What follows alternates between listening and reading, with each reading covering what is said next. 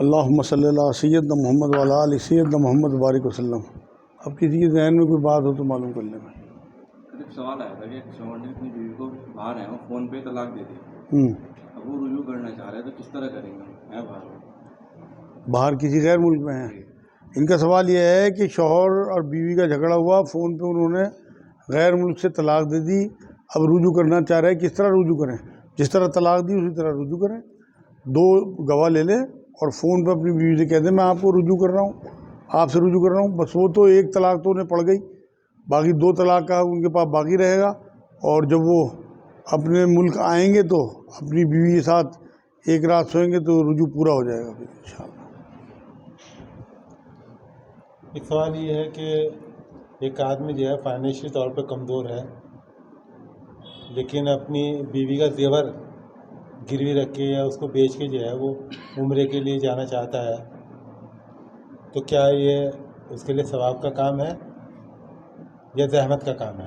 ان کا سوال یہ ہے کوئی آدمی کمزور ہے اور وہ اپنی بیوی کا زیور رکھ کے یا گروی رکھ کے بیچ کے عمرے کو جائے تو یہ زحمت ہے یا رحمت ہے؟ یہ تو زحمت ہے بھائی، پہلے تو اپنے پیر مضبوط کرے، اپنی بیوی کی امانت کو کیوں خراب کر رہا، وہ اور قرض دار ہو جائے گا، بیوی کا قرضہ اس کے سر ہو جائے گا، پہلے پیر مضبوط کرے، بیوی سے زیور لے لے، اسی زیور سے کاروبار کرے، اور جب اللہ کاروبار میں برکت دے دے، ترقی دے دے تو پھر عمرہ بھی کرے، کیونکہ عمرہ جو ہے وہ نفلی عبادت ہے اور اپنے آپ کو مضبوط کرنا فرض ہے۔ مضبوط مومن جو ہے وہ اللہ کو زیادہ پسند ہے بنسبت کمزور مومن کے، حدیث ہے جو میں بتا رہا آپ کو۔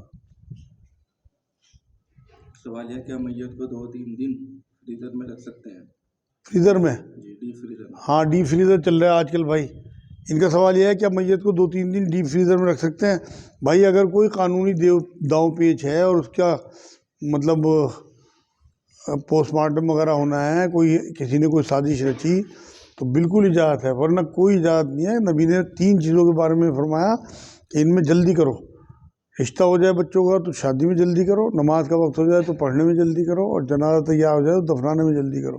تو تیار کریں دفنانا، اور یہ جو ہمارے یہاں تاخیر ہوتی ہے نا، فلاں رشتہ دار آ رہا، فلاں رشتہ دار آ رہا، یہ مناسب نہیں ہے تاخیر کرنا، اجازت ہے مگر مناسب نہیں ہے۔ تو یہ ڈیپ فریزر میں انیسیسری لاشوں کو رکھنا اور اس کے بعد 2-4 دن بعد پھر دفنانا، یہ مناسب نہیں ہے بات بالکل بھی۔ اگر قانونی معاملہ کوئی ہو کہ بھائی گورنمنٹ نے ٹھپا لگا دیا کہ یہ ہر حال میں فریزر میں رکھیے، پھر کوئی جہاں آپ کا بس نہیں ہے وہاں آپ کی پکڑ نہیں ہے۔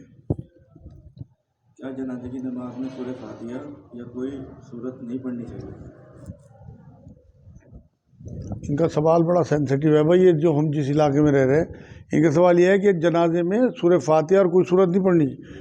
نبی تو حدیث پاک میں فرما کے گئے ہیں کہ بنا سورہ فاتحہ کے کوئی نماز ہی نہیں ہے، تو اس لیے یہاں آنے والے لوگ تو سمجھ ہی لیں، مسلکوں سے اوپر اٹھ جائیں بالکل۔ سورہ فاتحہ، کوئی سورت اور وہ دعا اور پھر درود ابراہیم، یہ ضرور پڑھا کریں، چل جائے گا کام، بنا سورہ فاتحہ کے نہیں چلے گا کام۔ اچھا، کسی بھائی کا سوال ہے، ابھی 2-4 دن پہلے آپ نے بیان میں کہا تھا کہ حضور علیہ السلام جو ہے نماز پڑھ رہے تھے جوتے میں، تو کیا جوتے میں نماز پڑھی جا سکتی ہے؟ ان کا سوال یہ ہے کہ جوتے میں نماز پڑھی جا سکتی ہے؟ بالکل پڑھی جا سکتی ہے نماز، اگر کوئی مجبوری ہو۔ اصل میں پہلے ہر چیز کی ایک علت دیکھا کرو، اس کے پیچھے معاملہ کیا تھا۔ نبی اکرم صلی اللہ علیہ وسلم کا زیادہ تر جو معاملہ تھا نا وہ سفر میں گزرتا تھا، اور عرب کا جو علاقہ ہے وہ بڑا گرم علاقہ ہے، ریتیلا اور پتھریلا، تو ایسے ایسے پتھروں پہ ریت پہ کھڑے ہو کے نماز پڑھنی پڑتی تھی کہ جوتے اتار دیں تو پیر ہی چھالے پڑ جائیں پیروں میں، تو میں جوتوں کی اجازت تھی نماز پڑھنے کی ایسی اس میں۔ اور مسجدیں بھی پہلے ایسی کچی مٹی کی تھی، مدینے کی گلیاں بھی کچی مٹی کی تھی، تو وہاں جو ہے اگر خدا نہ خواستہ کوئی جانور نے مان لو کوئی مینگنی کر دی یا کوئی گوبر کر دیا تو وہ بوٹ کے ساتھ لوگوں کے وہ رل جاتا تھا، اسی میں مٹی میں مل جاتا تھا۔ آج جیسی گندگی جیسی ہماری سڑکوں پہ پکی سڑکوں پہ ہے نا، یہ تو ہمارے جوتے گندے ہو جاتے ہیں۔ اور مسجدیں بھی آج کل ہماری جو ہیں وہ قالین کی ہیں، تو وہاں جوتے لے جانا تو ان سڑکوں سے جو جن پہ گائیں بھینسیں کتے بلیے پھرتے ہوں، تو وہاں کا گند اپنے جوتوں کے ساتھ مسجدوں میں اگر ہم جوتے لے کے پہنچ جائیں گے تو یہ کسی بھی قیمت پہ مناسب نہیں رہے گا۔ وہ زمانہ اور تھا، وہاں اجازت تھی جوتوں میں پڑھنے کی، اجازت آج بھی ہے۔ کہیں آپ ایسی جگہ پھنس جاؤ گے آپ کو جوتے، جیسے اب آپ جنازے کی نماز ہے، وہ آپ اگر پیر نکال لیتے ہو اور زمین پہ رکھتے ہو تو وہاں پہلے سے گند پڑا ہو آپ کا گیا، پیر بھی گیا، وضو بھی گیا. تو اس لیے آپ یا تو اپنے جوتوں کو بھی چیک کر لیں ان پہ کوئی گندگی تو نہیں، جوتوں کے اوپر کھڑے ہو کے پڑھ دیں، اور یا پھر جوتوں سمیت کر دیں. تو جہاں آپ کو مجبوری ہو وہاں اجازت ہے، ورنہ مسجدوں میں اب جوتوں کے ساتھ نماز نہیں پڑھی جا سکتی. اچھا، یہ خصوصی مطلب ایک کنٹینیو سنت نہیں ہے، یہ رخصت ہے. کاہے کی جوتوں میں نماز پڑھنا؟ نہیں، کنٹینیو سنت نہیں ہے. نبی اب جب مسجد نبوی میں آتے تھے تو وہاں تھوڑی جوتوں کی ضرورت تھی. یہ تو میں نے آپ کو بتایا نا، آپ کا ذہن کھولا کہ وجہ کیا تھی جوتوں میں نماز پڑھنے کی. بھائی جس پتھر پہ کھڑے ہو کے نماز پڑھا رہا ہے حضور، اب پیچھے صحابہ پڑھ رہا ہے، اور ایسا بھی ہوا کہ حضور کے جوتوں میں جو ہے وہ گندگی لگی ہوئی تھی. جبرائیل علیہ السلام نے آ کے بتایا، حضور نے جوتا اتار کے پھینکا تو تمام صحابہ نے اتار کے پھینک دیا. تو حضور نے بھائی تم نے کیوں پھینک دیا؟ مجھے تو جبرائیل نے آ کے بتایا تھا. تو پھر وہاں تپتی جو ریت تھی اسے ہی برداشت کیا کہ ہمارے نبی کی سنت ہے، نبی ننگے پیر پڑھ رہے ہیں اور ہم جوتوں میں پڑھ لیں. صحابہ تو اس طرح سے حضور کی سنتوں کو فالو کرتے تھے. اچھا، دیکھنے میں آج کل یہ آ رہا ہے کہ مساجد کے اندر بے انتہا پیسہ لگایا جا رہا ہے، صرف کیا جا رہا ہے. لیکن اگر یہی پیسہ ایجوکیشن انسٹیٹیوشن کے اوپر لگایا جائے جہاں سے بہت اچھے لوگ نکل کے آ سکتے ہیں، اور دینی اور دنیاوی تعلیم وہاں پہ رکھی جائے، تو زیادہ بہتر ہے یا مسجد میں پیسہ لگانا وہ زیادہ بہتر ہے؟ بالکل، بہت اچھا سوال ہے ان کا سوال یہ ہے کہ مسجدوں میں زیادہ پیسہ جو لگایا جا رہا ہے وہ بہتر ہے، یا آپ انسٹیٹیوٹ کھول لیں اپنے اور اس طرح کے کالج اسکول کھول لیں جن میں بچے پڑھیں، ان میں پیسہ لگائیں. یہ ساری چیزوں پہ اپلائی ہوگی، اللہ کے گھر پہ ہی نہیں بلکہ آپ کے اپنے گھر پہ بھی. آپ کے اپنے تو لمبے لمبے پلازے ہوں اور بڑی بڑی کوٹھیاں ٹائلیں اور اس میں بہترین جھومر لگے ہوئے ہوں، اور اللہ کے گھر پہ آپ انگلی اٹھائیں کہ بھائی یہاں کیوں خرچ کر رہے ہیں. اپنے گھر سے سادگی شروع کرو. نبی کا حجرہ دیکھو نا، کہ حضور صلی اللہ علیہ وسلم اگر کھڑے ہوتے تو بال اپنے چھت سے لگتے تھے، اور حضور کو جب سجدہ کرنا ہوتا تھا تو عائشہ کی ٹانگیں موڑنی پڑتی تھی حضور کی. تو یہ ہم بات بنا دیتے ہیں کہ مسجدوں کو دیکھ کے، وہ تو اللہ کے گھر ہیں، آپ کے گھروں سے اچھے ہونے چاہیے ہوں. ہم اپنے گھروں کی طرف پہلے نظر ڈالیں کہ ہم کن محلوں میں رہ رہے ہیں. اگر آپ نے واقعی سادی زندگی بڑھتی ہوئی ہے اور آپ متولی ہیں مسجد کے، تو آپ مسجد کو بھی سادہ کر دو گے. پہلے مسجدیں ایسی ہوتی تھی، سادی مسجدیں ہوتی تھی، مطلب کچی مسجدیں پکے نمازی. آج تو پکی مسجدیں کچے نمازی ہیں. ابھی دیکھنا آپ، ابھی آدھے ہو گئے، ابھی ذرا عید کی نماز ہونے دو، آپ حالت دیکھنا مسجد کی ظہر میں کہ وہاں کیا حالت ہوتی ہے، ظہر میں کون ملتا ہے آپ کو. تو یہ تو بالکل آپ کی بات ٹھیک ہے، لیکن یہ سارا پیسہ شادیوں، مکانوں اور مسجدوں اور مدرسوں، ان سب سے پیسہ بچا کے نا، سیو کر کے بڑے بڑے اسکول اور کالج اپنے ہونے چاہیے.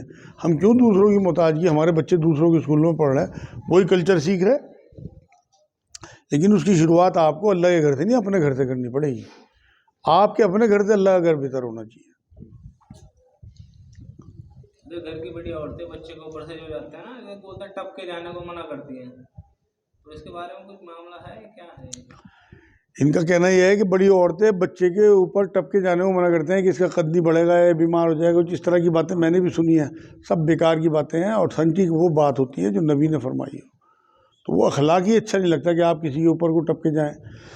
تو اگر آپ کے اخلاق اچھے ہیں تو پھر آپ کو بچ کے نکلنا چاہیے، بچہ ہو یا بڑا ہو. لیکن ویسے نبی نے کسی اس طرح کی کوئی بات میں نے نہیں پڑھی کہ حدیث میں منع کیا ہو. یہ بجلی چوری کر کے کھانا بنا کے لوگوں کو 10-12 کر رہے ہیں گھر میں، یا کھانا بنا کے کھا رہے ہیں، تو وہ ٹھیک ہے؟ ان کا سوال یہ ہے، بجلی کی چوری سے ہیٹر جلا کے لوگ کھانا بنا رہے ہیں، افطار کر رہے ہیں اس کھانے سے، کیا وہ ٹھیک ہے؟ کسی بھی قیمت پہ ٹھیک نہیں ہے بھائی. چوری جو ہے وہ اسلام میں بالکل حرام ہے. اور وہاں تو آپ مجبور بھی نہیں ہو، وہاں تو آپ کے پاس گیس ہے، چولہا ہے، نہیں تو باہر لکڑیوں سے چولہا بنا کے. تو یہ جو ہیٹر چلاتے ہیں اور پھر اس کا مس یوز کرتے ہیں، اور پھر لائٹ بھی کہیں سے کہیں پھر بند بھی نہیں کرتے اس ہیٹر کو. جہاں حرام ہوگا نا وہاں اسراف ضرور ہوگا. تو وہاں آپ مان لو حرام کی بجلی آپ جلا رہے، تو لازمی بات ہے پھر آپ کو اسے بند کرنا یاد بھی نہیں رہے گا اسے. تو اس لیے وہ تو سارا ہی کچھ حرام ہے. اسراف کرنے والوں کو تو قرآن نے شیطان کے بھائی کہا، اور شیطان کو سب سے بڑا دشمن کہا انسانیت کا، قرآن نے بار بار. تو اس لیے کم سے کم جو آپ کے جاننے والے ہیں، چاہے رو دیا کرو ان کے آگے، ڈرامہ کر دیا کرو، گلیسرین کے آنسو نکال دیا کرو کہ بھائی بچ جاؤ اس سے. یہ بہت بڑا گناہ ہے. اللہ کے واسطے اپنی آنکھیں خراب نہ کرو. تمہارے پاک اور حلال روزے تم حرام چیزوں سے کھولو گے تو کیسے اللہ تک پہنچ جائیں گے؟ کیونکہ نبی نے تو یہ فرمایا نا کہ جو روزہ رکھ کے باطل کام حرام کام نہ چھوڑے، اس کے بھوکا پیاسا رہنے سے اللہ کو کوئی سروکار نہیں ہے۔ سوال ہے میت کا چہرہ دیکھنا اور مٹی دینا ضروری ہے؟ ان کا سوال یہ ہے میت کا چہرہ دیکھنا اور مٹی دینا، ہاں دونوں سنت ہے بھائی، نبی اکرم صلی اللہ علیہ وسلم کی احادیث ہے اس میں، بالکل مٹی بھی دیا کریں اور چہرہ بھی ضرور دیکھا کریں۔ میت کا بوسہ دینا جائز ہے؟ ان کا سوال یہ ہے میت کو بوسہ دینا جائز ہے؟ بالکل جائز ہے۔ یہ بھی جب حضرت صدیق رضی اللہ تعالیٰ عنہ آئے ہیں تو انہوں نے سب سے پہلے چادر ہٹا کے نبی اکرم صلی اللہ علیہ وسلم کی پہلے چہرہ مبارک دیکھا، اس کے بعد پھر ماتھے کا بوسہ لیا، پسینے آ رہے تھے حضور کو اس وقت، تو پسینہ جس میت پہ آئے وہ بھی مبارک میت ہے، بالکل بوسہ لینا بھی جائز بھی ہے اور بلکہ سنت ہو گیا ایک صحابی کی۔ اچھا آج کل جو ہے دیکھنے میں آ رہا ہے کہ کسی کے یہاں میت ہو گئی، باقاعدہ جو ہے ان کے فوٹوگرافی جو ہے وہ کی جا رہی ہے، ویڈیو بنائی جا رہی ہے اور اس کو سوشل میڈیا کے اوپر بھی ڈالا جا رہا ہے، اور ویسے بھی جو ہے اپنے جو ریلیشن میں ہے سب جگہ شیئر کیا جا رہا ہے، تو کیا اس وقت ان کے فوٹو وغیرہ کھینچنا اور ویڈیو بنا کے جو ہے اس طرح شیئر کرنا وہ جائز ہے یا ناجائز ہے؟ ان کا سوال یہ ہے میت کے فوٹو بنا کے شیئر کرنا جائز ہے ناجائز ہے؟ بالکل ٹھیک نہیں ہے میرے بھائی، ساری چیزوں کا تقدس اس سوشل میڈیا نے جہاں فائدے ہمیں پہنچائے وہاں نقصان ہی بہت پہنچائے۔ جو نورانیت، جو برکت، جو میت کی اس ٹائم آپ کے گھروں میں اللہ کی طرف سے رحمت برستی ہے، ان چیزوں نے سب ختم کر دی۔ اگر کسی کی کوئی مجبوری ہو، کسی کا بیٹا، کسی کا باپ، کسی کی ماں غیر ملک ہے، وہ اسے فوٹو کھینچ کے بھیج دے یا اس ٹائم اس کی ویڈیو جو ہے وہ ویڈیو کال کرا کے اسے چہرہ دکھا دے، کوئی حرج نہیں ہے۔ لیکن یہ کہ ویڈیو بنا کے سوشل میڈیا پہ ڈال رہا ہے اور اس پہ لائک دیکھ رہا ہے کتنے آ گئے اس پہ، یہ کوئی اس کام کے لیے تھوڑی تھی میت، یہ تو گناہ ہے میرے نزدیک۔ دیکھو جو بھی ٹیکنالوجی ہے اس کا فائدہ اٹھانا جو ہے وہ سنت ہے، لیکن اس کا مس یوز کرنا شیطانی کام ہے۔ جیسے ہمارے بھائی کا ابھی انتقال ہوا تھا تو میں نے ان کا زندہ فوٹو جو ہے وہ ڈالنے کے بعد یہ تحریر کر دیا تھا کہ بھائی ان کا انتقال ہو چکا ہے، ان کے لیے جو ہے آپ دعا کریں۔ یہ تو ایک اطلاع ہوئی نا، اچھا آپ نے بالکل یہ صحیح کیا، وہ تو ایک لوگوں کو جو ان کے جاننے والے ہیں اور انہیں جنہیں غیر ملک میں یا غیر شہروں میں ہیں انہیں پتہ بھی نہیں کہ آپ کے بھائی کا انتقال ہو، انہیں فوراً پتہ تو لگ گیا کم سے کم، وہ انا للہ و انا الیہ راجعون لکھ کے بھیجیں گے، اسی وہ بھی دعا ہی ہے، وہ انشاءاللہ اسی کا فائدہ ہو انہیں۔ یہ تو بالکل ہونا چاہیے انفارمیشن، یہ ٹیکنالوجی ہے، اس کا فائدہ اٹھانا سنت ہے۔ میں بتا دوں نا، یہ آپ فائدہ اٹھا رہے ہیں، یہ آپ ڈرامے بازی نہیں کر رہے، وہ ڈرامے بازی ہے جو وہ کر رہے ہیں لوگ۔ ان کا بھائی کا سوال جو آج سے متعلق ہے، جیسے رشتے دار ہیں باہر، اب انتقال ہو گیا، وہ پھول وغیرہ یار ہمارا تعلق نہیں ہوا، ذرا صورت دکھا دیو، ویڈیو کال دکھا دو، تو اگر ہم دکھا دیں اس میں گناہ گار نہیں آپ گناہ گار نہیں ہو، تو آپ ان کی تمنا پوری کر رہے ہیں یار، غیر اتنی دور رشتے دار ہیں، ہر آدمی چاہتا ہے کہ چہرہ دیکھ لیں، تو وہ تو اب ٹیکنالوجی اللہ نے اتنی ہائی فائی کر دی، بالکل دکھانا چاہیے، سنت ہے چہرہ دیکھنا، بتا تو رہا ہوں انشاءاللہ، تو آپ تو سنت ادا کرانے میں مدد کر رہے ہیں۔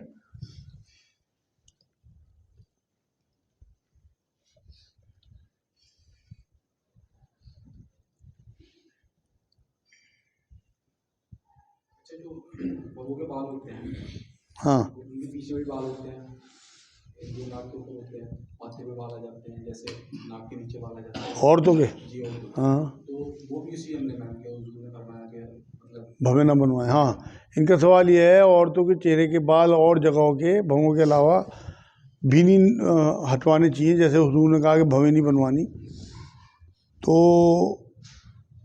میرے بھائی صرف بھووں کا حکم ہے حضور کی طرف سے، تو باقی اور اگر آپ کے چہرے پہ بال ہیں عورت کے کسی اور وہ اسے بدصورت کر رہے ہیں تو بالکل، اور جب ذکر نہیں ہے تو ہم نے اپنی طرف سے پنگا نہیں لینا، بالکل ہٹوا سکتی ہے۔ بھووں کے پیچھے بال بھی ماتھے پہ ہوں، ٹھوڈی پہ ہوں، ہونٹوں پہ ہوں، ہونٹوں کے اوپر جہاں بھی ہوں، بالکل بال ہٹوا سکتی ہے۔ اسی طرح دانت جو ہے حضور نے منع کیا دانت سوراخ کرانے سے، ہاں کسی کا قدرتی ہو سوراخ یا لڑکی کا بھی ہوتا ہے کسی کا، تو اس کو بنوانا چاہیے ایسے ہی چھوڑ دینا چاہیے؟ ان کا سوال یہ ہے دانتوں کا معاملہ کیا ہے؟ دیکھو جی، اگر اس کی خوبصورتی میں، رشتہ ہونے میں یا اس کے ہسبینڈ کی محبت میں کمی آ رہی ہے تو بالکل اسے کروا لینا چاہیے، اور اگر ایسے ایز اٹ از رہنے گی تو انشاءاللہ تعالیٰ بہت اجر ملے گا۔ ایک نبی اکرم صلی اللہ علیہ وسلم کے پاس ایک عورت آئی اور کہنے لگی حضور مجھے مرغی کا دورہ پڑتا ہے، سڑک پہ ہوتی ہوں وہاں ہی پڑ جاتا ہے، کپڑے تک ادھر ادھر ہو جاتے ہیں اور بڑی شرمندگی ہوتی ہے بعد میں جب ہوش آتا ہے۔ اور اب تو دعا کر دیں آپ، اب میرے سے برداشت نہیں ہوتا یہ دورہ۔ تو نبی اکرم صلی اللہ علیہ وسلم نے کہا کہ اگر تو کہے گی تو میں دعا کر دوں گا، ویسے اگر تو اسے برداشت کر لے گی تو انشاءاللہ تیرے لیے جنت پکی، اس کی میں ضمانت دیتا ہوں۔ تو کہنے لگی حضور نہیں، مجھے اسی بیماری کے ساتھ مرنا ہے، آپ مجھے بس یہی دعا کر دیں کہ میرے کپڑے نہ ہٹیں بس جب مجھے دورہ پڑے، مطلب بے پردگی نہ ہو میری۔ تو ایسے ایسے لوگ بھی گزرے، میری یہ دورے کے ساتھ طے کر لیا رسول اللہ سے کہ جنت مل جائے گی۔ اچھا ابھی میرٹھ کے اندر ہمارے جو بھائی ہیں ان کی ساس کا انتقال ہوا تھا، تو وہاں میں نے ایک عجیب و غریب نظارہ دیکھا کہ جب میت باہر لے کر آئے اور وہاں پہ نماز جنازہ ہوئی تو وہاں پہ انہوں نے منہ کھول دیا عورت کا؟ جی، اچھا۔ اور قبرستان میں جا کے جو ہے وہاں پہ انہوں نے جو ہے منہ کھول دیا۔ اس پہ جو ہے میں بولا، میں نے بھائی یہ تو جو ہے منہ کھولنا جو ہے بالکل ناجائز ہے۔ کہنے بھائی مجھے انہوں نے سیدھا مشورہ دیا، کہنے بھائی اپنے مسئلے اپنے پاس اٹھا کے رکھیے، تو وہ ناجائز ہے بالکل مکمل طریقے سے، یا اس میں کہیں کو کوئی گنجائش ہے؟ ان کا سوال ہے کسی عورت کا چہرہ دکھایا بیچ مجمع میں، کیا یہ جائز ہے ناجائز ہے؟ بالکل ناجائز ہے بھائی، یہ تو بہت بڑا انہوں نے گناہ کام کیا، بے پردگی کری، اور آپ کو یہ کہا کہ اپنے مسئلے اپنے پاس رکھو، تو بس آپ رکھو۔ پھر ایسے لوگوں کے لیے صرف دعا کر سکیں کہ اللہ پاک انہیں عقل دے دے۔ قرآن یہ کہتا ہے کہ جب آپ سے کسی کی اس طرح کی الٹی سیدھی بحث ہو، جاہلوں سے آپ کا واسطہ پڑ جائے، تو قالوا سلاما، سلام کرو اور آگے بڑھ جاؤ، بس آپ کے لیے اللہ نے بہترین مشورہ دیا ہے۔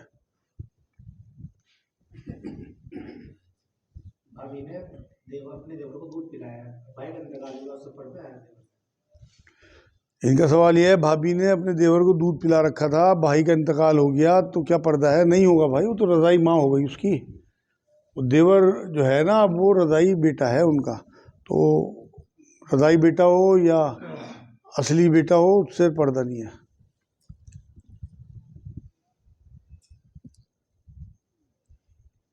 اچھا تو ایک سوال اور ہے کہ میں حج پہ جا رہا ہوں، اپنی والدہ کے ساتھ جا رہا ہوں، اپنی بیوی کے ساتھ جا رہا ہوں، کوئی میری رشتے کی چیچی وغیرہ ہیں وہ بھی جو ہے ساتھ میں جانا چاہ رہی ہیں، تو ان کو کس صورت میں لے کے جایا جائے؟ ان کا سوال یہ ہے کہ رشتے کی کوئی چچی ہیں، بوڑھی ہیں، مطلب جی بہت زیادہ ایجڈ ہیں، اور امی اور بیوی آپ کے ساتھ جا رہی، جی تو بالکل لے جا سکتے ہیں آپ انہیں۔ اور اب تو گورنمنٹ نے بھی وہاں کی اجازت دے دی، سعودی گورنمنٹ نے۔ ویسے تو نامحرم عورت کو بنا محرم کے سفر کو منع کیا نبی اکرم صلی اللہ علیہ وسلم نے بھی، لیکن آخری زمانے کی ایک حدیث یہ ملتی ہے کہ حضور نے فرمایا کہ تو دیکھے گا عادی بن حاتم تائی ایک صحابی گزرے، ان سے کہا تھا کہ تو دیکھے گا کہ ایک زمانہ ایسا آنے والا ہے کہ عورت جو ہے وہ دور دراز علاقے سے سونے سے لدی ہوئی اور مکے تک آئے گی، اور کوئی اسے چھونے والا نہیں ہوگا، نہ کوئی چھیڑنے والا، نہ کوئی لوٹنے والا، نہ اس کا مال لوٹنے والا۔ تو اس کے بعد حضرت عادی بن حاتم تائی جو ہیں ان کی ایج 120-130 کے قریب ہوئی، وہ آخری زمانے میں اپنے لکھتے ہیں کہ پھر میں نے ایسا دیکھا بھی حضور صلی اللہ علیہ وسلم وصال مبارک کے بہت سال بعد کہ ایسا ہوا کہ ایک عورت اونٹ پہ چلی سونے سے لدی ہوئی اور وہ مکے عمرہ کرنے پہنچی، تو اکیلی تنہا۔ تو اس حدیث سے مجھے یہ لگتا ہے کہ اس طرح کی اجازت جو ہے وہ دی جا سکتی ہے کہ اگر اور لوگ ہیں اور بوڑھی عورتیں، آپ کی وائف ساتھ ہے، تو اس طرح سے آپ کی کوئی رشتہ دار جانا چاہے اور اس کا کوئی محرم نہیں ہے یا کوئی محرم اس قابل نہیں ہے کہ اسے وہ لے جا سکے، پیسے ہی تھوڑے ہوتے ہیں آدمی کے پاس، تو بالکل اس کی تمنا پوری ہو جائے، اللہ کا گھر دیکھ لے، رسول کا روضہ دیکھ لے، آنکھوں میں ٹھنڈک پڑ جائے گی انشاءاللہ۔ آپ صلی اللہ علیہ وسلم کو خواب میں زیارت کرنے کے لیے کیا عمل کرنا چاہیے؟ ان کا سوال یہ ہے آپ صلی اللہ علیہ وسلم کی زیارت خواب میں کرنے کے لیے کیا عمل کرنا چاہیے؟ دیکھو جی، یہ تو خیرات ہے نبی کی، جسے دینا چاہیں ان کی مرضی کے اوپر ہے، کوئی عمل کام نہیں کرتا، ان کا اپنا فیض، ان کی اپنی محبت، ان کا اپنا احسان ہے اگر وہ کسی پہ کر دیں۔ مجھے ایک صاحب نے ایک بار یہ دیا تھا جس کا مجھے فائدہ بھی ہوا تھا الحمدللہ، کہ آپ مغرب میں 2 نفل پڑھنا شروع کر دیں اور الحمد شریف کے بعد سورہ توبہ کی آخری 2 آیتیں پڑھیں دونوں رکعت میں ایک بار۔ سورہ توبہ کی وہ 2 آیتیں چھوٹی سی ہیں، لقد جاءکم رسول من انفسکم عزیز علیہ ما عنتم حریص بالمؤمنین رؤوف رحیم فإن تولوا فقل حسبی اللہ لا الہ الا هو علیہ توکلت وہو رب العرش العظیم۔ 2 رکعت میں دونوں بار یہ 2 آیتیں پڑھ لیں تو امید ہے انشاءاللہ کہ اللہ کی رحمت ہو جائے گی، رسول اللہ صلی اللہ علیہ وسلم کا فیض آ جائے گا۔ تو کر لیں جن لوگوں کو، میں نے پہلے بھی شاید ایک بار بتائی تھی کسی پروگرام میں، تو مجھے تو فائدہ ہوا تھا، تو انشاءاللہ میں دعا کروں گا آپ لوگوں کو فائدہ، کیونکہ تو خیرات ہے جسے ہی مل جائے حضور کی۔ اور درود سب سے بڑی چیز جو ہے نا وہ درود ہے، کہ جتنا زیادہ آپ درود پڑھیں گے اتنا ہی حضور صلی اللہ علیہ وسلم کا قرب حاصل ہوگا، دنیا میں بھی اور آخرت میں۔ اس میں ایک سوال میرا اور ہے، جیسے میرا پروفیشن کیا ہے وہ ڈاکٹری کا ہے، لیکن بہت سے پیشنٹ میرے ایسے ہیں جن کو میں کہتا ہوں بھائی کہیں اور چلے جائیں، نہیں جا پاتے، اور چیسٹ کے اوپر جو ہے، چھاتی کے اوپر کوئی گانٹھ وغیرہ سی ہو گئی ہے، اس میں سے پس وغیرہ نکل رہی ہے گی، تو بھائی اس وقت تو جو ہے اگر ان کی ڈریسنگ کرنی ہے تو جسم جو ہے وہ برہنہ کرنا پڑے گا اور وہیں سے سوائی کرنا پڑے گا، سارا ہاتھ استعمال ہوگا، تو وہ ہمارے لیے جائز ہوگا یا ناجائز ہوگا؟ جبکہ ہمارے پاس کوئی لیڈیز فیسلٹیز نہیں ہے گی، اور کہیں ہم دوسری جگہ کو کہہ رہے ہیں وہاں پہ جانے سے منع کر رہے ہیں آپ۔ ان کا سوال یہ ہے، کوئی لیڈی ہے اس کے جسم پہ کہیں ایسی جو پردے کی جگہ ہے وہاں پہ کوئی گانٹھ وانٹ ہو تو اس کی صفائی ہمیں کرنی پڑے، تو کیا ہمارے لیے جائز ہے ناجائز ہے؟ بالکل جائز ہے بھائی۔ طبیب جو ہوتا ہے نا وہ ایک محسن کی حیثیت رکھتا ہے، یہ جو شفا ہے نا یہ اللہ کا کام ہے دینا، آپ اس ٹائم اللہ کے نمائندے ہو، اور نیت اللہ کو پتہ ہے۔ وہ جو گدی آپ کو اللہ نے دے دی نا، وہ گدی ایک باپ کی گدی ہے، ایک مرشد کی گدی ہے، ایک شفا دینے والے کی گدی ہے، ایک محسن کی گدی ہے، تو اس گدی سے انشاءاللہ کبھی آپ کے دل میں کوئی خیال نہیں آئے گا الٹا سیدھا۔ اگر آدمی کو اپنے مزاج کا اندازہ ہوتا ہے، اگر آپ کے دل میں واقعی شہوت آتی ہے یا کچھ لطف آتا ہے یا کوئی مزہ آپ کو آتا ہے تو پھر تو آپ کو چھوڑ دینا چاہیے، وہ مرے یا جیے، آپ اپنی آخرت بچائیں۔ بھائی اگر ساری دنیا بخشی جائے اور آپ پھنس جاؤ اللہ کے آگے، آپ کو کیا ملا دنیا میں رہ کے؟ بات تو جب ہے کہ ساری دنیا ہی بخشی جائے آپ بھی بخشے جاؤ، تو اگر آپ کی نیت نہیں ڈولتی ہے اور آپ کو شہوت نہیں ہوتی یا کوئی اس طرح کا معاملہ نہیں ہوتا، بالکل وہ آپ کی بہن بیٹیاں ہیں، ان کے لیے آپ کا اور ان کا کوئی پردہ نہیں ہے، ڈاکٹر اور مریض کا کوئی پردہ نہیں ہوتا۔ جیسے کچھ غیر مسلم بھائی ہمارے روزہ افطار کراتے ہیں، ہاں تو ہمیں یہ اس پہ ڈاؤٹ ہے کہ ان کی جو کمائی ہے وہ جائز ہے نہیں ہے، کوئی انٹرسٹ لیتے ہیں نہیں لیتے ہیں، اور بھی جو معاملات ہیں، تو کیا ہم وہاں اپنی ایک کھجور لے جائیں جیب میں ڈال کر باقی ان کا مال کھا لیں؟ ٹھیک ہے۔ ان کا سوال یہ ہے کوئی غیر مسلم بھائی روزہ کھلوائیں تو ہم کس طرح کریں؟ ایک تو بدگمان نہ ہو یار، سب کا معاملہ جو ہے، اگر آپ کو یہ کنفرم ہے کہ ان کی کمائی صرف بیاج بٹے کی ہے تو پھر تو آپ کو یہ احتیاط کرنی چاہیے، اور آپ کو اگر یہ لگتا ہے کہ ان کی کمائی مکس ہے، اس میں حلال بھی ہے حرام بھی ہے، تو آپ اس جو ہے خوش ظن کے ساتھ کہ میں حلال کمائی میں سے روزہ کھول رہا ہوں، کوئی حرج نہیں ہے۔ یہ بھی آپ احتیاط کر سکتے جو آپ کہہ رہے ہیں کھجور ڈال کے لے جاؤ، لیکن انہیں شو نہ ہو، ان کا دل دکھے گا، دل توڑنا بہت بڑا گناہ ہے۔ دیکھو نبی نے سب سے زیادہ دل ہی جوڑے لوگوں کے، تو ہمیں اس امت کو دل جوڑنے کے لیے بھیجا۔ امت وسط کہا ایک جگہ قرآن نے اسے، وسط کہتے ہیں بیچ کی چیز۔ بیچ کی چیز کیا ہوتی ہے؟ پل، دو پہاڑوں کو جوڑنے والی چیز، دو راستوں کو جوڑنے والی چیز، برج جو ہوتا ہے۔ تو آپ جو ہیں وہ اللہ کو اس کے بندوں سے جوڑنے والی امت ہے، آپ امت وسط ہیں، آپ برج ہیں، آپ پل ہیں، تو کوشش یہ کرو کہ کسی کا دل نہ ٹوٹے۔ آپ نے خاموشی سے وہ کھجور جو ہے وہ منہ میں رکھ لی، اس کے بعد آپ جس طرح مرضی کھاؤ پیو، اگر آپ کا دل نہیں مانتا ایسے کوئی حرج نہیں ہے۔ اس سے ریلیٹڈ میرا بھی ایک سوال ہے کہ آپ صلی اللہ علیہ وسلم نے جو یہاں بھی دعوت قبول کی ہے، جی بالکل، الحمدللہ بالکل کھایا بھائی، وہاں پہ کوئی وہ نہیں ہے۔ اور ہمیں اس طرح سے اگر ہم بے انتہا آپ اپنے اوپر جو ہے پابندی لگائیں گے تو ہم تو دعوت کا کام ہی نہیں کر سکتے، اور ہمیں دائی بنا کے بھیجا۔ نبی کا آخری خطبے کا جملہ کہ جو یہاں موجود ہیں وہ ان لوگوں تک پہنچا دیں جو یہاں موجود نہیں ہیں، ہو سکتا ہے ان میں زیادہ تمہارے جاننے والے ہوں اور زیادہ پہنچانے والے لوگ ہوں۔ تو اور ایک بار اور ایک صحابی کو یہ بات کہی کہ بھائی وہاں جا کے جو ہے وہ اس طرح تبلیغ کرنا، تو جب انہوں نے جی اسی طرح کروں گا تو انہوں نے کہا کہ پیغمبر کا پیغمبر سچے راستے پہ سیدھے راستے پہ، حضرت معاذ بن جبل کو، تو ہم پیغمبر کے پیغمبر ہیں، اللہ ہم نائب ہیں نبی اکرم صلی اللہ علیہ وسلم کی امتی جو ہیں، جو حضور کو مشن دے کے بھیجا گیا تھا دعوت کا، وہ ہمیں سنبھالنا ہے۔ تو اگر ہم اس طرح سے اپنے اوپر پابندی غیر مسلم بھائیوں کے ساتھ لگائیں گے تو بہت جینا مشکل ہو جائے گا، اور ہم دعوت نہیں دے سکتے، جو میرے نزدیک تو فرض عین ہے، فرض کفایہ بھی نہیں ہے، فرض عین ہے، ایک ایک بندے پہ فرض ہے کہ اسے دعوت دینی ہے۔ اگر غیر مسلموں سے محبت کے لیے ان کے تہواروں میں شریک ہو، کیا ہے صحیح ہے؟ ان کے سوال یہ ہے غیر مسلموں سے محبت کے لیے ان کے تہواروں میں شریک ہو تو کیا؟ دیکھو ان کے تہواروں میں اگر شرکیہ معاملے ہیں نا تو نبی نے یہ بھی تو فرمایا نا کہ مخلوق کی اطاعت قطعی نہیں ہے اللہ کی اطاعت کے آگے. جب اللہ نے آپ کو منع کر دیا تو پھر آپ کو ان سے ملنے جلنے میں، آپ کو ان سے محبت میں، آنے جانے میں، کھانے پینے میں منع نہیں ہے. لیکن اب آپ ان کے جو گنپتی باپا موریہ میں جا کے آپ اگر وہ کرنے لگو دیے تو وہ تو اللہ پکڑ لے گا آپ کو، اس میں نہیں چھوڑے گا. کیونکہ سب سے بڑی ضد توحید کی جو ہے وہ شرک ہے. باقی اور قرآن سورہ ممتحنہ ہے قرآن میں 28 پارے کے شروع میں، اس میں اللہ کہتا ہے کہ جن لوگوں نے تم سے لڑائی نہیں لڑی اور تمہیں گھروں سے نہیں نکالا، جن غیر مسلموں نے، ان کے ساتھ تم اچھا برتاؤ بھی کرو، محبت بھی کرو، لین دین بھی کرو. آج پڑھنا آپ 8-9 نمبر آئے تھے سورہ ممتحنہ کی. اجازت دیتا ہے اللہ پاک، آپ کو پروموٹ کرتا ہے، آپ کو مطلب ہمت دلاتا ہے، حوصلہ دلاتا ہے. اور نبی خود کر کے گئے کہ آپ خود ہی بتا رہے یہودیوں کے ہاں دعوت کھاتے تھے یا غیر مسلموں کے ہاں جاتے آتے تھے اور تحفے بھی بیچتے تھے، گوشت بھی بیچتے تھے. ساری چیزیں ثابت ہیں. لیکن قرآن میں تو ہے کافروں کو اپنا دوست نہ بناؤ. ان کا سوال یہ ہے قرآن میں ہے کافروں کو اپنا دوست نہ بناؤ. کن کافروں کو؟ جنہوں نے تمہیں گھروں سے نکالا. اسی میں سورہ ممتحنہ نے پہلے یہ کہا، ان آیتوں سے پہلے یہی بات کہی کہ جنہوں نے تمہیں گھروں سے نکالا اور جنہوں نے تمہارے ساتھ لڑائیاں لڑیں ان لوگوں سے تم بالکل دوستی نہ کرو. ایک اور صورت ہے سورہ مجادلہ، اس کی آیت نمبر 22 پڑھنا آج. اس میں بھی یہی کہا کہ جو مومن ہوتے ہیں وہ اللہ اور اس کے رسول کے دشمنوں سے دوستی نہیں کرتے. آج تو پوری دنیا کے مسلمانوں کی دوستی ان لوگوں سے ہے، اسی لیے ذلیل و خوار ہو رہے ہیں. تو قرآن کی ان آیتوں کے حوالے سے آپ کو ان لوگوں سے قطعی دوستی نہیں ہونی چاہیے جو مسلمانوں کی جڑیں کھود رہے ہیں. لیکن جو لوگ شریف نفس ہیں، ہندوؤں میں بڑے اچھے لوگ ہیں یار.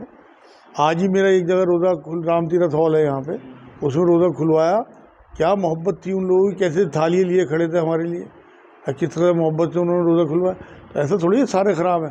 جو خراب ہیں ان سے دور رہو، جو قریب ہیں ان کے، جو اچھے شریف لوگ ہیں ان کے قریب آؤ یار اور ان سے محبت کرو. یہ ہمارے ایک، دیکھو اللہ ایک، ہمارے ماں باپ ایک، ہمارا خون ایک، ہمارا راستہ ایک. بھٹکاؤ ہے تو اسے دور کرنے کی کوشش کرو، اللہ سے دعا بھی کرو، ان کی خیر خواہی چاہو، انہیں بات بھی پہنچاؤ اس نیت کے ساتھ کہ اللہ انہیں جو ہے ہدایت دیتے. بالکل دعا بھی کیا کرو ان لوگوں کی. اچھا، اب سے 10-12 سال پہلے کی بات ہو گئی. میرے کلینک کے پاس میں جو ہے ایک آدمی حج کے لیے جا رہے تھے. انہوں نے جو ہے دعوت بھی کی سب لوگوں کی وہاں کے، لیکن مجھے یہ معلوم تھا کہ یہ آدمی جو ہے سود کا کام کرتا ہے.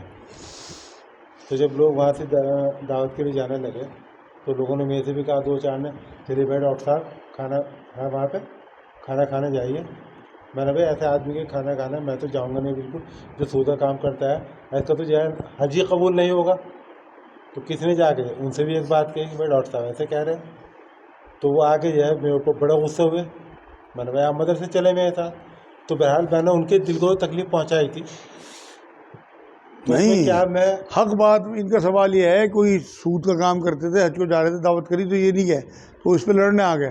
تو کیا میں نے ان کا دل دکھایا؟ نہیں بھائی نہیں، آپ نے حق بات کری. اور حق بات کہنے میں تو قرآن یہ کہتا ہے کہ اگر اپنے خلاف بھی گواہی دینی پڑے تو پیچھے نہ ہٹنا. قرآن کی آیت بتا رہا میں آپ کو. اپنا کوئی باپ ہو، بھائی ہو، پوری وضاحت کے ساتھ، اپنا کوئی رشتہ دار ہو یا اپنے بھی خلاف ہو، پوری آیت اس طرح سے ہے.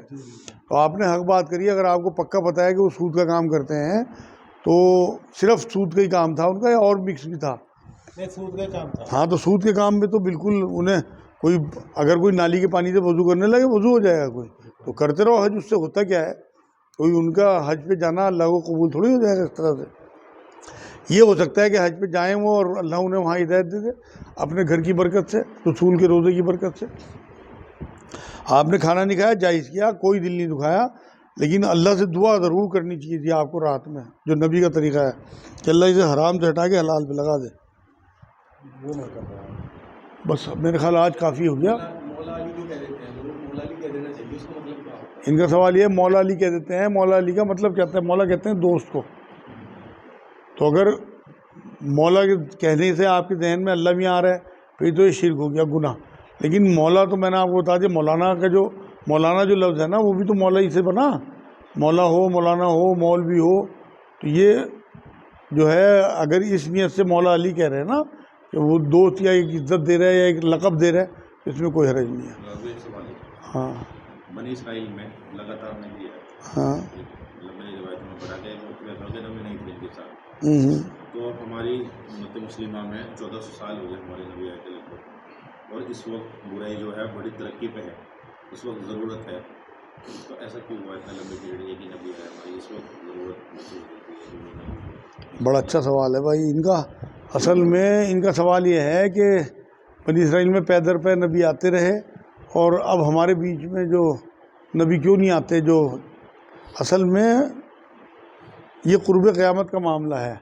अल्लाह ने तय कर दिया था पहले ही सारा कुछ कि आखिरी नबी जो है वो नबी अकरम सल्लल्लाहु अलैहि वसल्लम आएंगे जब अक़ल जो है वो अपने उरूज को पहुँच चुकेगी, इतनी तरक्की हो चुकेगी, लोगों को समझ आ चुकेगी अच्छे बुरे की, और चुनना आसान हो जाएगा। इख्तियार का जो मामला है, उनका विल पावर जो है वो इतनी हाई फाई हो जाएगी, चाहे वो माने या ना माने। तो अब जो है वो नबी की ज़रूरत अल्लाह को महसूस नहीं हुई। उसने आखिरी कलाम भेज दिया, आखिरी नबी भेज दिया, और नबी अपने कलाम के ज़रिए हमें मौजूद हैं अपनी तालीमात के ज़रिए। तो अगर किसी को कोई भटकाव नज़र भी आता है तो वो पलटे अल्लाह उसके रसूल की तरफ, कलाम पाक की तरफ। हुजूर की हदीसों में सारी चीज़ें मौजूद हैं और इनमें तहरीफ नहीं हो सकती। सबसे बड़ी बात यह है, कुरान के बारे में तो अल्लाह ने कह दिया कि इसमें मैंने इसे नाजिल करा, मैं ही हिफाजत करूँगा।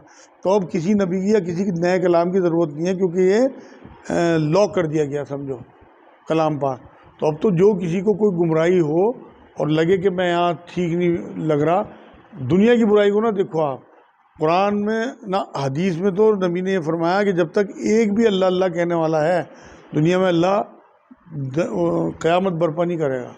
तो अगर हम लोग यहाँ पे हैं अल्लाह वाले अभी भी, और जो मोमिन हैं अल्लाह के मानने वाले, उनमें अगर चंद लोग भी हैं तो क़यामत बर्पा नहीं होगी।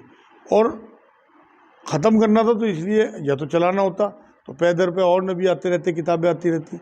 अब तो इसका डिस्ट्रॉय का टाइम आ गया दुनिया के। क़यामत जो है वो आने वाली है, करीब है। नबी ने फरमाया मैं और क़यामत बिल्कुल ऐसे हैं, मतलब मेरे आने के फ़ौरन बाद क़यामत ने आना है। तो ये तो 1500 साल आपके लिए तो 1500 साल है ना, अल्लाह के लिए तो 1.5 दिन है। यही फरमाया। एक हदीस में यही मिलता है कि हुजूर ने कहा कि मेरे आने के बाद इस कायनात की जो उम्र है वो 1.5 दिन है, हो सकता है आधा दिन अल्लाह और बढ़ा दे। तो मेरा अपना अंदाज़ा ये है वो आधा दिन भी हो सकता है। हो सकता है कि ये जो 1444 चल रहा है तो 56 साल के बीच में क़यामत बर्पा हो जाए तो, और अगर 56 साल में ना हुई तो 500 साल के बीच में कभी भी क़यामत आ जाएगी। मतलब 556 साल के अंदर क़यामत कन्फर्म है। नबी के मुंह से निकली बात कन्फर्म है बिल्कुल ये। तो इसलिए अब किसी ना नए नबी की ज़रूरत है, क्योंकि क़यामत है, हिसाब किताब का मामला तय हुआ है और हमें अल्लाह के आगे खड़े होना है। इसलिए क्या बुराई हो रही हमें कोई लेना देना नहीं। अल्लाह से सबके लिए दुआ करें, अपनी इस्लाह करें, अपने बच्चों को बचाएं आग से। कुरान यही कहता है कि अपने आप को और अपने घर वालों को आग से बचा लो। वमा अलैना इल्लल बलाग।